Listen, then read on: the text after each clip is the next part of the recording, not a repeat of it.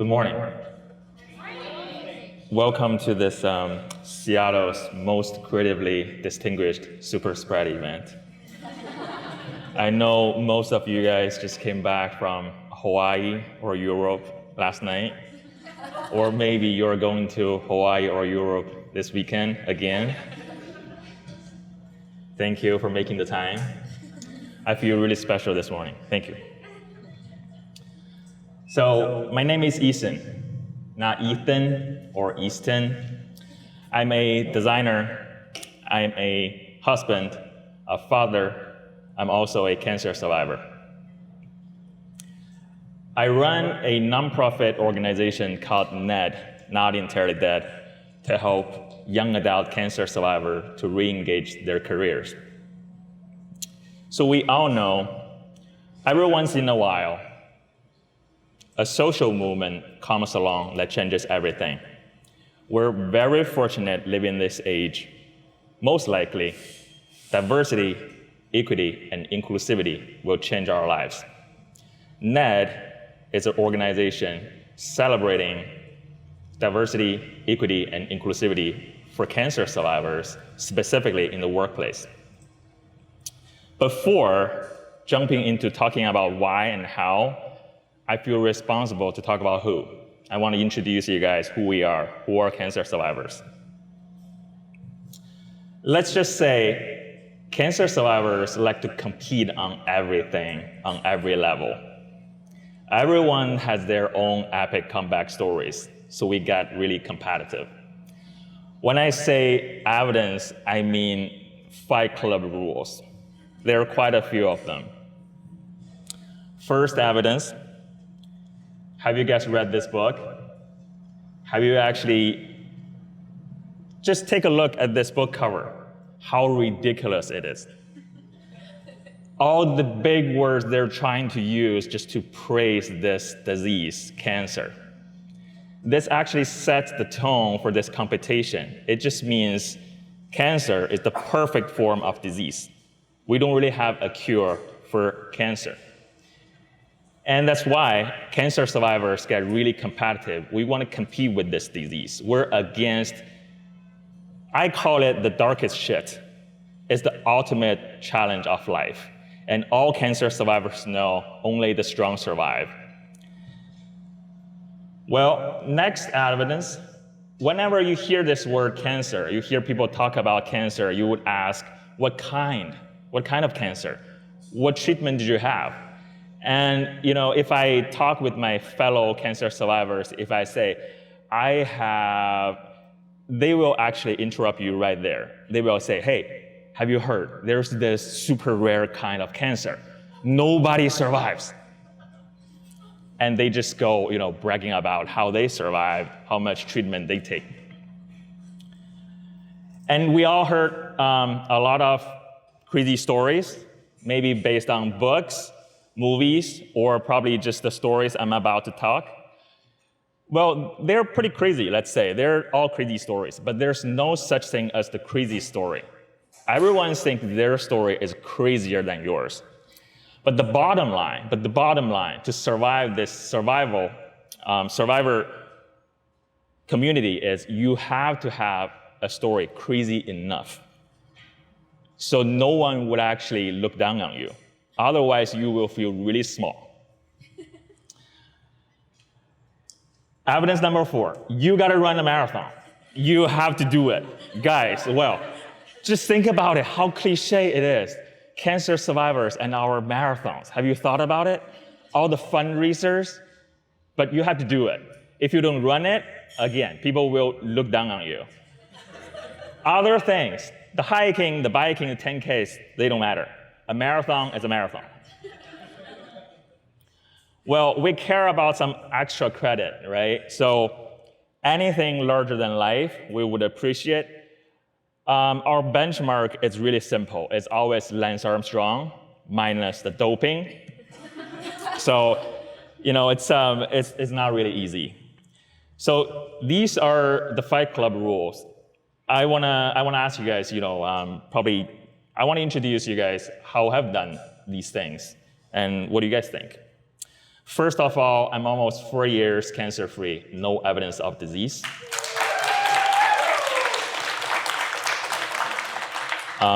Thank you guys, but you guys are muggles, so you don't know my world. 4 years is not something to celebrate yet. The only mark matters in cancer survivorship is the 5-year mark. Anything other than that, they don't really matter. So I have 1 year to go. So I can actually call myself cancer survivor, legit. I mean, right now I'm still technically a cancer patient. Well, whenever people ask me what kind of cancer did I have and what kind of treatment did I have, I often go really? I mean, there's no small cancer or big cancer. Nothing is as light or severe. They all try to kill you as hard as they can, right? They all try to kill you as quickly as they can. So it's really silly to compete on the types. And whenever people ask me what did I have for treatment, I often tell them, okay, I had everything. When I say everything means, here's the Seattle reference. You go into a Molly Moon ice cream. You got pretty overwhelmed. You don't know what to do. Suddenly, they offer you this big thing called the flight, which is a big plate of all the flavors. You can try them at once. That's what I had at different hospitals. That's everything. And the chemo hair, well, guys, I don't have chemo hair. This is just my beautiful hair. Thanks to this guy, the famous fashion designer, Jason Wu. He's been promoting our hair for really long. We're just buddies. Well, he's fine. He's perfectly fine. So no breaking news. Nothing happened to him. He just likes this hair as much as I do. The cliches, the running, of course, guys. Oh, here we go. Seattle Marathon. Wait, hold, one more. San Francisco Marathon. Well, 2 of them. I think I plan on running them regularly because I got this hunch, this competition, the bar probably just keep racing, so I'm okay for now. But I also want to tell you guys, I wasn't a distance runner for my entire life. No one was. We have to train ourselves. So I have run about 5,000 kilometers for the past 5 years, just for these cliches. Now I know what are the hypes about. Well, the crazy story, I have one. I'm not really proud of my story, but I feel pretty confident it's crazy enough to tell. So here goes my story. Back in 2016, I was a creative director working in the Bay Area. My wife was going to give birth to a child. So our life was pretty good. As age at 33, nothing was particularly complainable. And I was diagnosed with cancer the very last day of 2016. Our life was shattered within a day. And I found out I have to do a very urgent surgery, actually the day before my wife was going to give birth to our daughter. So I never got to really be there with my wife and my daughter. A month later, eventually I get to meet my daughter. That's okay. I saw all the pictures within the month. And the following 2 years, very literally, I dragged my family all over the world to travel just to find a cure for myself. So I don't think I need to finish this story. It's already, crazy enough to qualify this community, right? This is my daughter these days. A lot more relaxing than the travel days. I know she's cute, and I actually don't know where that strange sense of humor comes from. Extra credit. Okay, this is something I'm proud of. I can actually brag about it. I just graduated from UW right here a couple months ago. I've earned my terminal degree in design. I've been teaching design at UW. I was actually commencement speaker at my graduation ceremony.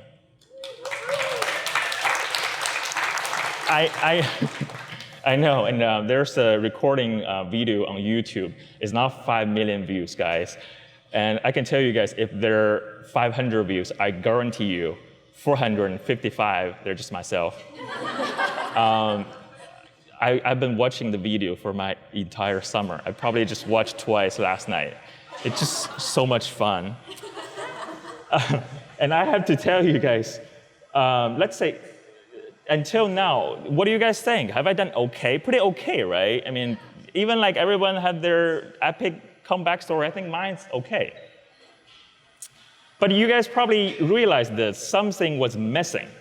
The larger-than-life piece was missing. That's why I built Ned, because I feel like that would make me feel pretty safe staying in this community. So despite all these little achievements in the past few years, cancer experience isn't something I can really just dust off. It's always in the back of my head, looking over my shoulder. It follows me everywhere.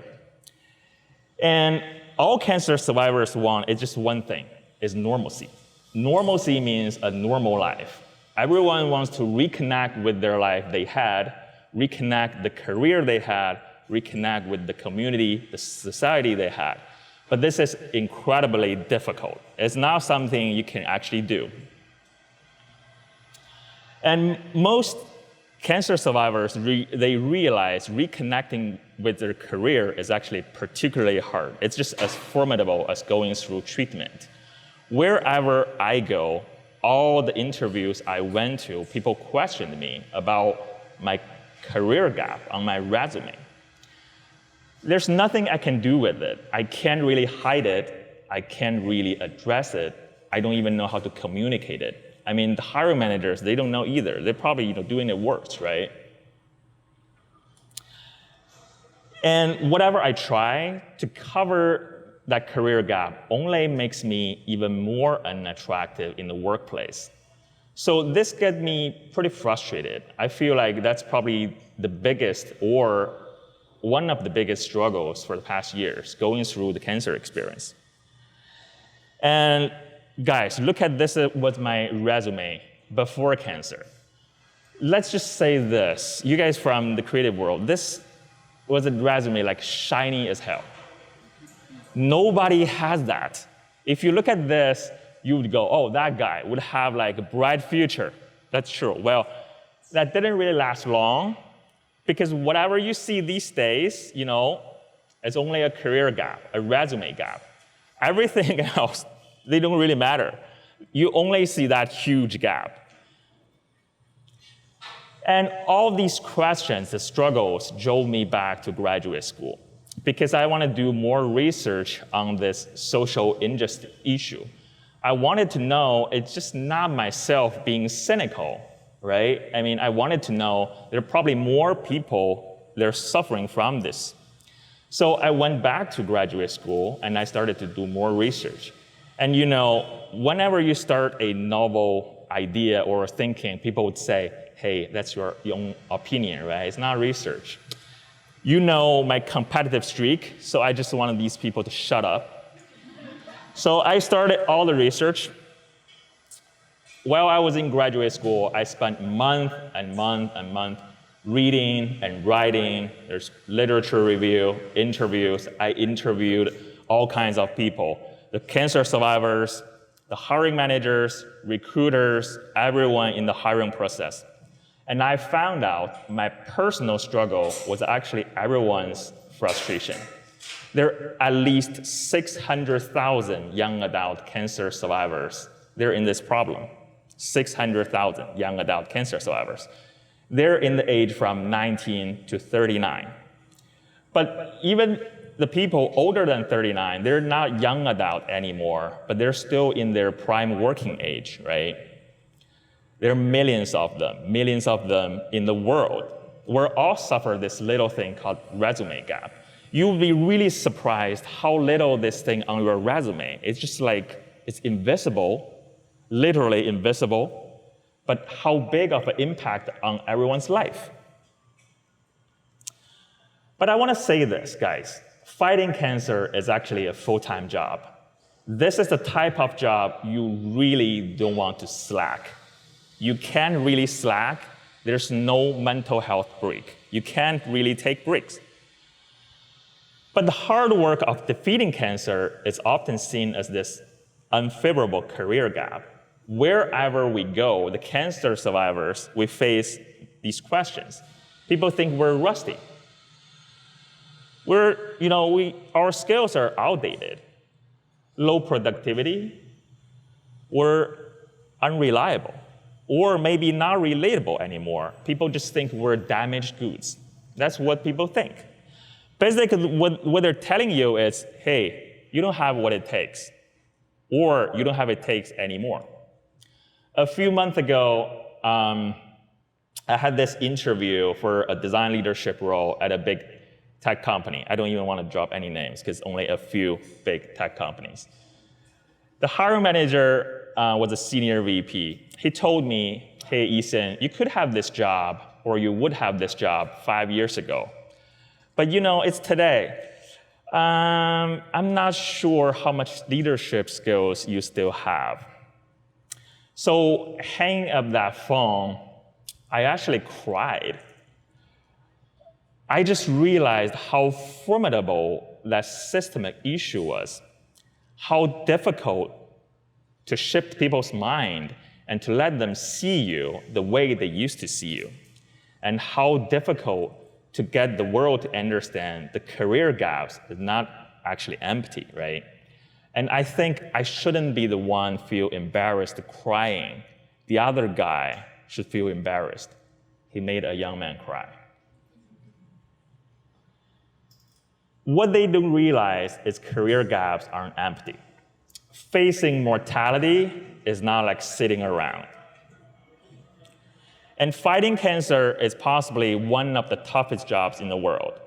One of the most difficult job you can ever take on, right? And for this job, it deserves a place on a resume. There are nearly 17 million people, 17 million cancer survivors living in the States. They can resonate this experience. It's difficult, it's hard. And there are millions more in the entire world, people can resonate with this hardship. But the competences cancer survivors cultivated through this hardship, they're actually super abilities. They're not disability, not liabilities. They're super abilities. What are they? They're grit, resilience, determination, ownership, dedication, empathy, self-discipline, tenacity, strength. There's so many of them. I don't even think I can, finish this list.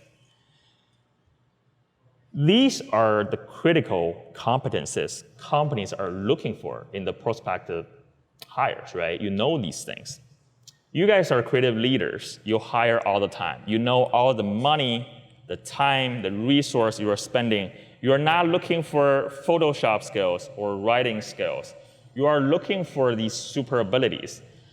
These super abilities, most people call them soft skills, but these are the soft skills can actually take you through any tough situation. These are the soft skills can actually help you tackle any challenge. But you may realize most of these soft skills, they come from hard experience, right? They don't really just come naturally. So over the years, I've been thinking about this, and there's one question I'm still wondering every day. Who are these lucky bastards get to hire us? And when I say us, you can start with someone within your reach, like even today. So why don't we celebrate these super abilities? Why don't we just champion cancer survivors? Have we actually done that? Probably not. I'm going to do it. NET is going to do it. NET is a social enterprise championing 600,000 young adult cancer survivors living in the States today. They're ready to work again. And remember the numbers. There's nearly 17 million cancer survivors of all age groups, they can resonate this experience. Many of them still in their prime working age. NED is building a community cultivating career confidence in cancer survivors. NED is also building a service offering super abled candidates to employers. If you're not hiring these people, you're actually missing out, right? NED is also building a platform engaging industry leaders to create inclusive pathways, inclusive career pathways, and more equitable workplaces. So 3 products: community, service, and platform. That's just one thing today, that is NED. Because I believe every time you put 3 things together, something magical happens. Last time, that was Steve Jobs and this thing in your pocket. And today, that's just NED, not entirely dead. NED is a living brand. It's a dynamic branding system. I think you guys probably have seen this in the Henry Art Gallery or probably at Seattle Design Festival this past weekend. The message is really simple. Any career gap on anyone's resume is elephant in the room. You don't know how to address this. No one knows. We have to tackle this challenge. And all these super abilities, these competencies we have, we're representing these things. Behind all these super abilities, there are thousands and thousands of epic comeback stories. Would you want to hear them? I think you deserve to hear all these stories. And remember, I want to bridge this gap. I want to fill this gap for cancer survivors. So here comes the mechanism. That's why I started this company, NED. Because right now, cancer survivors, they can actually join this company. They can join NED on LinkedIn. So the time they work at NED, this company, actually aligns with their start of their diagnosis. So this will actually help them to fill this gap on their profile. And this will actually outsmart that algorithm. I know, it's a genius idea. But I also want to tell you guys, I know the algorithm, they're written by people, right? I don't want to just outsmart this machine, outsmart all the computers. I want to let all the people in the hiring process know what you are missing out. So this is my friend, Julia. She's a breast cancer survivor. She's a real person. She's not a persona. I know in experience design, we all say, hey, let's find a persona. She's real. She has this thing, NED, on her LinkedIn profile. So whenever someone sees this on her profile, I want the person to click through NED and go to notentirelydead.org, go to the website, because I want to shift that narrative right there on the website when they're reading the story. So when they're reading the story of Julius, they will actually realize, wow, how greedy this person is. If we're not hiring her, if we're only seeing this little thing called the career gap, we're actually missing out. There are actually so many creative leaders. They already had their endorsement on the website for this cause. And what I'm trying to do right now and what's happening next, it's just going to be relentless efforts, because I know how difficult this is, how difficult to change people's mind. Remember what people have been telling me, the fierce rejection that's still happening every single day. So I'm actually looking for advocates. Advocates, they're cancer survivors who are actually success cases. Or they don't have to be success cases for now. Maybe they just want to be success cases in the future. I'm looking for allies. Allies, they're the people whose career actually impacted by a resume gap. Any kind of career gap would hurt their career. Allies means moms. We all know women suffer these things for decades. Veterans, or people who had long COVID, or people just got laid off because of COVID. Everyone, at the end of the day, is actually relevant to this issue. They're all my allies. I'm also looking for partnerships. These are the companies, they're industry leaders, they're the enterprises. They always talk about the DEI problems, but I want to look for the partnerships they actually care about taking actions. I don't want to get people, the industry leaders, only to talk about this, because I think the DEI thought leadership is really like teenage sex. Everyone talks about it. Nobody knows what to do with it. Everyone thinks everyone else is doing it. That's why everyone claims they're doing it. So at the end of the day, you're only talking about it. No one is really doing anything. I'm not doing that. I don't think NED is supposed to do that. So here are my roles at NED. I've been doing all these things.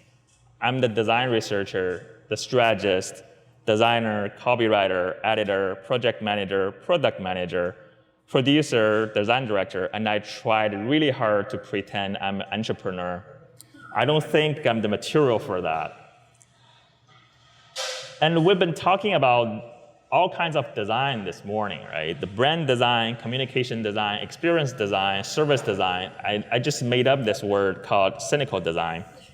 I invented that because all these things I do today started with these little thoughts. I was being really cynical.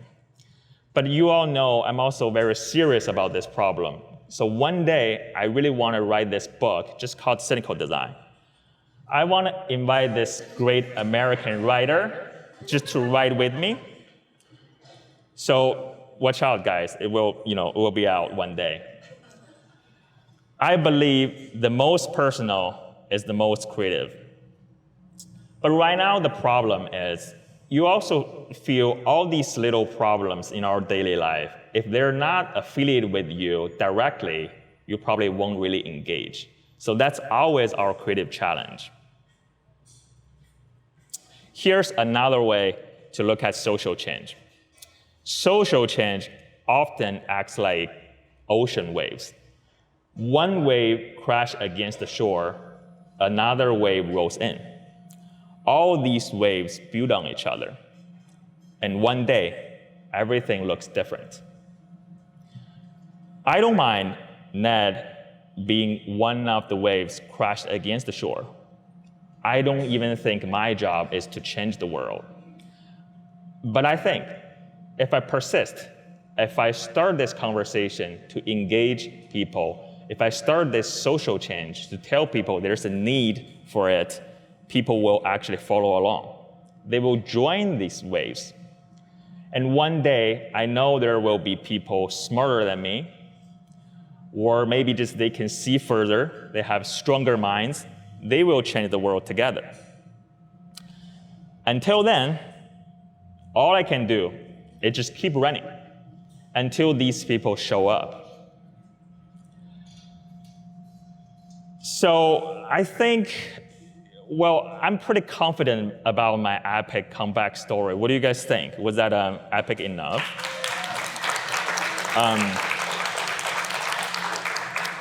Thank you. You guys are too kind. But I wanna go back to the very beginning of this epic comeback. That just means the bottom of all rock bottoms. So back in 2018, I had this surgery in Indiana. Why Indiana? Well, because my doctor is actually Lance Armstrong's doctor.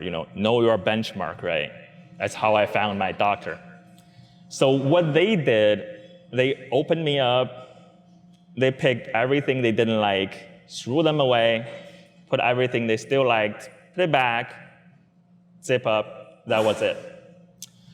So I woke up from anesthesia the next day.